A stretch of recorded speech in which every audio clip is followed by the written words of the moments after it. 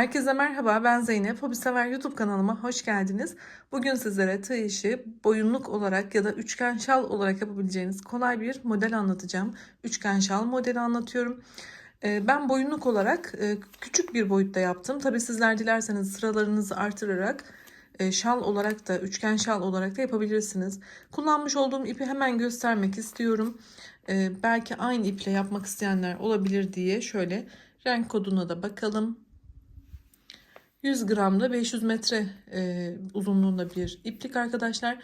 Ben bir tane tam kullandım. İkinci ipime de son iki sırada geçtim ve püsküllerinde kullandım. Bir ip bayağı bir yaptı arkadaşlar. Dediğim gibi son iki sırada yeni bir ipe geçtim. O şekilde sizler de ipinizi ayarlayabilirsiniz. 3,5 milimetrede tığ kullandım. Şimdi kanalıma abone olduysanız, ki abone olmak ücretsizdir, desteklerinizi bekliyorum. Bildirimleri de açmayı unutmayın. Daha önce yapmış olduğum şal modellerime ya da farklı örgülerime de bakabilirsiniz. Ücretsiz şekilde bildirimler alırsınız. Hadi videomuza başlayalım. Evet, daha rahat görebilmeniz için koton bir iplikle ve yine 3,5 milimetre tığ ile anlatım yapıyor olacağım. Hemen başlangıcımızı yapalım. İpimizi katladıktan sonra şu şekilde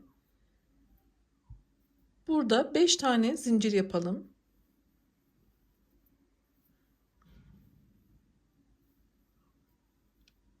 Ve ilk yapmış olduğum zincire batıyorum.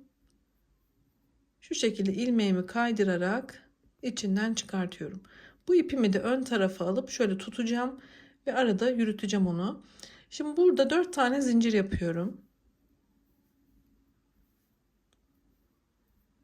Daha sonra üstüne bir kere sarıp bu küçük halkanın içerisine 3 tane ikili trabzan yapıyorum.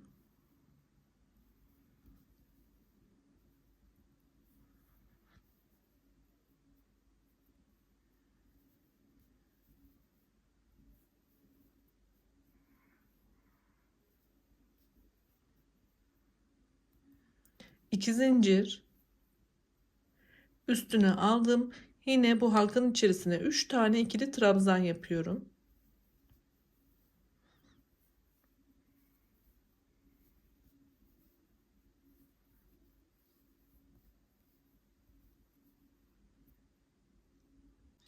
Ve bu son kapanışta bir tane zincir yapıyorum. Tığıma 2 kere ipimi dolayarak üçlü trabzan şeklinde burada bir boşluk oluşturuyorum. İkişer ikişer çıktım. Trabzanımı yapıyorum.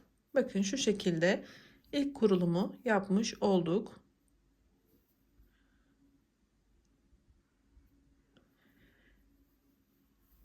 Bir üst sıraya çıkarken 4 tane zincir çevirdim ve başlangıçtaki yapmış olduğum ilk boşluğa 3 tane ikili trabzanımı yapıyorum. Trabzanlarımı uzun uzun çektim arkadaşlar. Daha güzel oluyor. Bu angora iplerle. Sizler de o şekilde yapabilirsiniz. 3 tane ikili trabzanımı yaptım. Diğer gruba geçerken aralarda bir tane zincir olmalı. Üzerine aldım. Tam orta boşluğun içerisine yine aynı bu şekilde ikili grup yapacağız. Hemen yapalım.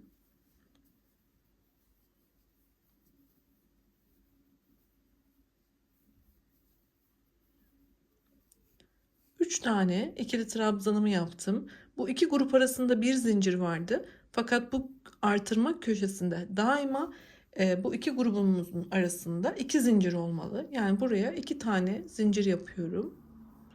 Üstüne aldım ve tekrar aynı noktaya 3 tane daha ikili trabzan yapıyorum.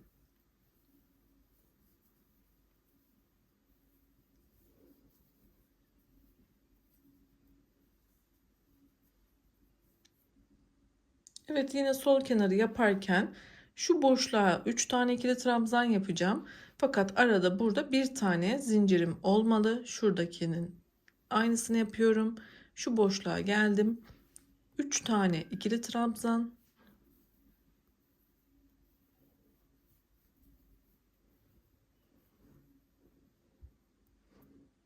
Yine bu sonda artırma yapmam gerekiyor.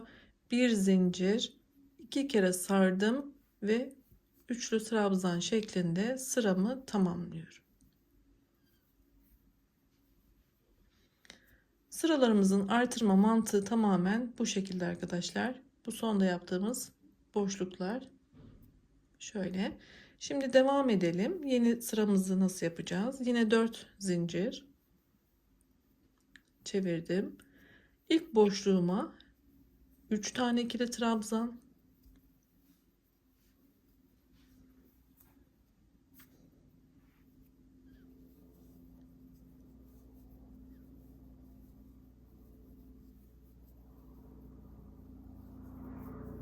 şu şekilde arada bir zincir, diğer grubuma geçiyorum, şu boşluğa 3 tane ikili trabzan,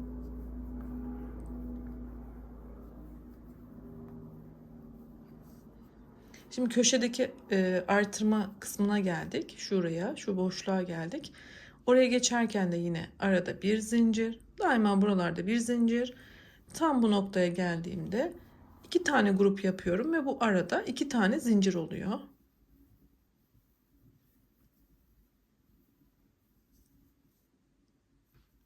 İki tane zincir ve aynı boşluğun içerisine tekrar 3 tane ikili trabzan yapıyorum.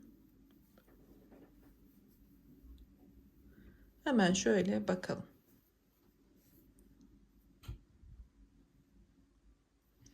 Şurada yine boşluğum var, bakın. Şimdi aynı işlemleri sol kenarda da devam ettiriyoruz. Bir zincir,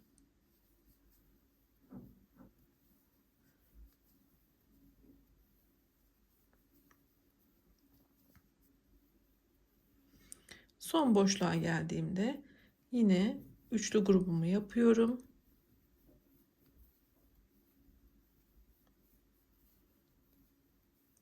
Ve artırmamı yaparak sıramı tamamlıyorum. Bir zincir, 2 kere sardım, üçlü trabzan.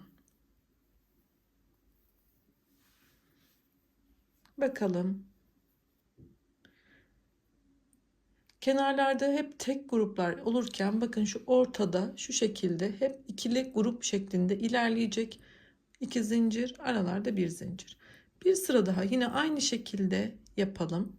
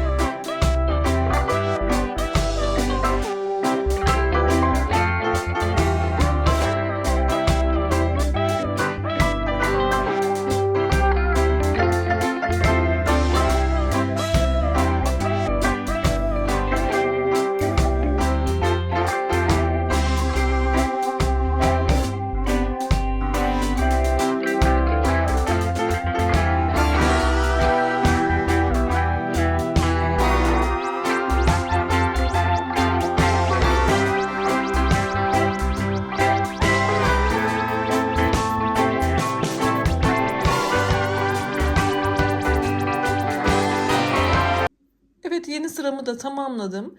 4 zincirimi yapıp tekrar çevirdiğimde yine başlangıçtaki boşluğuma üçlü grubumu, boşluklara üçlü grubumu ve yine burada artırma olan ikili gruplarımı yaparak aynı şekilde devam edeceğim. Ve bu sıralar sürekli kendini tekrar edecek. Şimdi dilerseniz model üstünden de göstererek ne kadar yaptığımı ölçüleriyle verip sizlere yine o şekilde videomu tamamlamak istiyorum. Şimdi büyük modelimize tekrar bakalım. Evet, sıraları aynı şekilde devam ettirerek istediğim uzunluğa gelene kadar yaptım. Hemen bakalım. Yakadan başlamalı bir model olduğu için bakın burada yaptım. Artırmalarım hep orta kısımda ilerledim. Ve kendiliğinden üçgen şeklini alıyor zaten. Peki bunu ne kadar uzunluğa gelene kadar yaptım? Ben bunu boyunluk olarak yaptığım için arkadaşlar şöyle ölçüsünü göstereceğim. Yani şuradan şu uç noktasına kadar olan ölçüm şu şekilde ölçtüğümde 60 santimetre. Yani ben 60 santimetre olana kadar yapmaya devam ettim. Şöyle göstereyim. Bu benim için yeterli oldu. Yani boyunluk olarak yapacağım için. Eğer bunu şal olarak yapacak olsaydım yine bunu üzerimde deneyerek yani şu boyunu uzatmaya devam ederdim. Daha büyük yapabilirsiniz şalı. Bunu da sıra sayılarınızı yaptıkça üzerinizde kontrol ederek üçgen şal olarak da yapabilirsiniz. Boyunluk olduğunda daha uzun olduğunda şöyle yakada çok yığılma oluyor. Bu boyut gayet ideal. Şunu da hemen söyleyeyim. Ben şu son 2 sıraya gelene kadar bir tane ipimi yapıp bitirdim. Şu son 2 sırada sadece yeni ipe geçtim. Yani yeni ipimi kullandığım ip de bu arkadaşlar. İkinci ipte kullandığım bu hala hiç açılmamış gibi duruyor. Çünkü çok az yani sadece 2 sırada kullandım. Yine uçlarına da püskül yaptım. Her 3 kenarına da şöyle püskül yaptım. İkinci ipimde sadece son 2 sırayı ve püskülü yaparak kullandım. Ben ütülemedim. Dileyenler tabii bunu ütüleyebilirler. Eğer bir tane ip kullanayım, ikinci ipi almayayım diyorsanız bu 2 sırayı yapmadan şurada da bırakabilirsiniz. Ütüyle de biraz genişletebilirsiniz. Bir sırayı da bırakıp şu uçlarına püskül olarak da yine kullanabilirsiniz. Tabii tercih size kalmış. Dilediğiniz şekilde ayarlama yapıp ya bir iple tamamlayıp bitirebilirsiniz ya da benim gibi çok az ikinci ipten de kullanabilirsiniz. Ben özellikle son sıramın kırmızı olmasını istediğim için burayı tamamladım. Yoksa ütüyle de biraz daha 1-2 santim daha genişletebilirdim aslında. Ütü yapmak da istemedim. Tabii sizler bunu ütüleyecekseniz üstüne bir bez koyup buharlı bir ütü yapmanız gerekmekte. Direkt ütüyü asla bu tür iplerin üstünde koyup yapmayın. Ayrıca ne yapalım? Şimdi şunu tarif edeyim. Ben daha önce bu püskül yapımını da sizlere anlattım. Onun videosunu hemen şöyle sağ üst köşeye koyuyorum. Videomun sonuna da koyuyorum. Videonun bitiminde tıklayıp ulaşabilirsiniz. Açıklamaya da eklerim. Bu püskül yapımını anlattığım için tekrar anlatmayacağım. Sadece ucuna nasıl taktığımı göstereceğim. Püskülleri de yaparak sizler de şalınızı tamamlayabilirsiniz. Püskülümüzü 3 tane hazırladıktan sonra hazır olan püskülümüzü şimdi nasıl takmamız gerektiğini gösteriyorum. Şuradan çıkartıyorum şu uç noktasından.